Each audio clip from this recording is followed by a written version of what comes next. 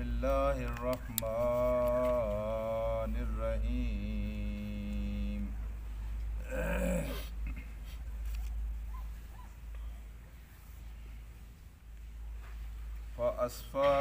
أَفَأَصْفَاكُمْ رَبُّكُمْ بِالْبَنِينَ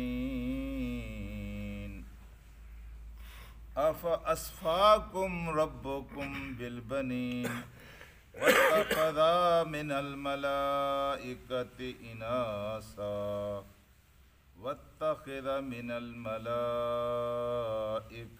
إِنَاثًا إنکم لتقولون قولا عظیما انکم لتقولون قولا عظیما صدق اللہ العلی العظیم۔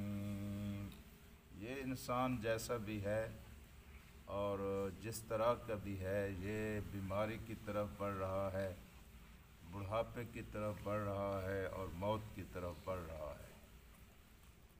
بیماری ایک ایسی چیز ہے جس کا کسی کو کچھ پتہ نہیں ہے کہ کب اس کو آ کر گھیرتی ہے، اور بڑھاپا ایک ایسی چیز ہے جس کے بارے میں تقریباً ہم سب کو یقین ہے کہ ہم نے اس کی نظر ہونا ہے، اور آہستہ آہستہ ہم بڑھاپے کی طرف بڑھ رہے ہیں۔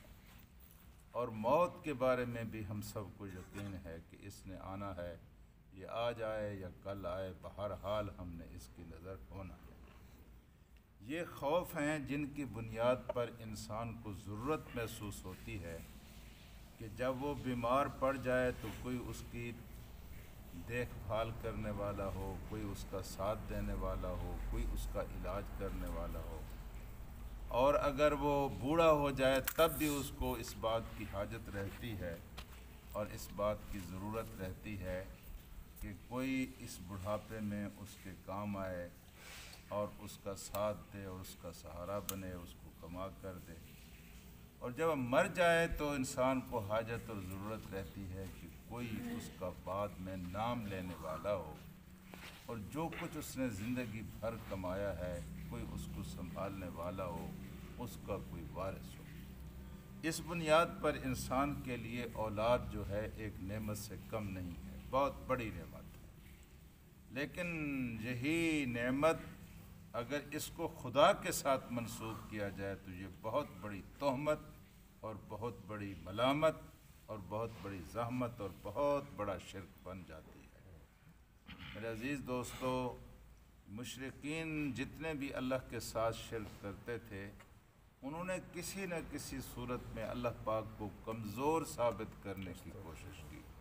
یہ 3-4 کمزوریاں جو میں نے بتائی ہیں، یہ انسان کی کمزوریاں ہیں، یہ انسان کی طاقتور ہونا یا اس کا مضبوط ہونا تو نہیں ہے۔ اللہ پاک ان کمزوریوں سے پاک ہے، اور اللہ پاک کے یہ فیصلے ہیں کہ کسی کو بیٹے دیتا ہے تو بیٹے ہی دیتا چلا جاتا ہے، اس کو بیٹیاں نہیں دیتا، اور کسی کو بیٹیاں دیتا ہے تو بیٹیاں ہی دیتا چلا جاتا ہے، اس کو بیٹے بھی نہیں دیتا۔ کسی کو بیٹیاں دیتا ہے اور بیٹے بھی دیتا ہے، کسی کو بیٹیاں بھی نہیں دیتا اور بیٹے بھی نہیں دیتا۔ یہ اس کا اپنی عطا ہے اور اس کا اپنا فیصلہ ہے، ٹھیک ہے جی۔ لیکن یہاں تو ذکر ہو رہا ہے مشرکین کے اس شرک کا جو انہوں نے اللہ کے ساتھ روا رکھا۔ أَفَأَصْفَاكُمْ رَبُّكُمْ بِالْبَنِينَ، اے نالیکو، کیا تم نے چن لیا ہے اللہ کے لیے بالبنین، بیٹیوں کو؟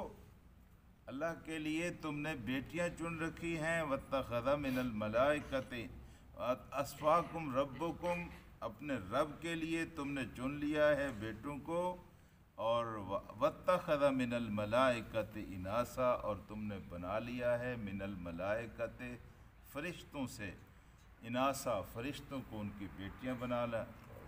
یعنی تم نے اپنے لیے تو بیٹے چن لیے ہیں اور تم نے اللہ کے لیے بیٹیوں کا انتخاب کیا ہے،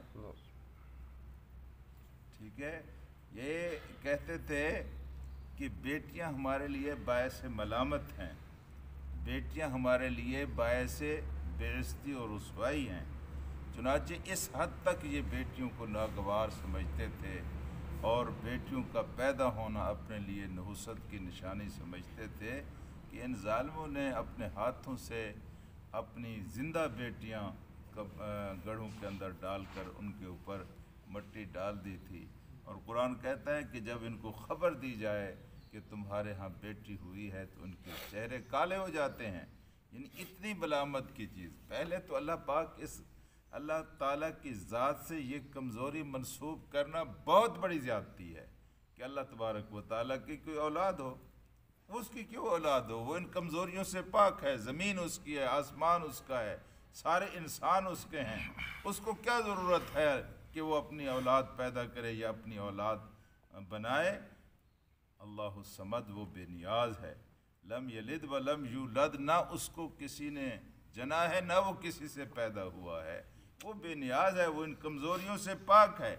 لیکن انہوں نے دیکھو کتنی دھاندلی مچا رکھی ہے کہ اپنے لیے انہوں نے بیٹوں کو چن لیا ہے، اور اللہ کے لیے انہوں نے بیٹیوں کا انتخاب کیا ہے۔ افاسفاکم ربکم بالبنین، کیا چنا ہے تمہارے لیے تمہارے رب نے بیٹوں کو؟